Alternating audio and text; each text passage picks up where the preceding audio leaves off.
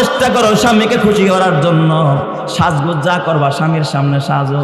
অনেক সময় বিবিরা আছে দেখবেন ঘরে থাকে পুরা একেবারে পেতনির মতো, বাহিরে গেলে পরিমণি। কথা কয় না কে? ঘরে থাকে কাজের বুয়া আর বাইরে যায় কি হইয়া? দানা কাটা পরি হইয়া। উরি বাপরে বাপ। আবার এই রোগ কিন্তু কিছু যুবকদের মধ্যে আছে। আপনি যেমন আপনার বিবির একটু সাজগোজ অবস্থায়, সুন্দর অবস্থায় দেখতে চান, আপনাকেও তো আপনার বিবি একটু ভালো অবস্থায় দেখতে চায়। ঘরে থাকে পুরা কামলা।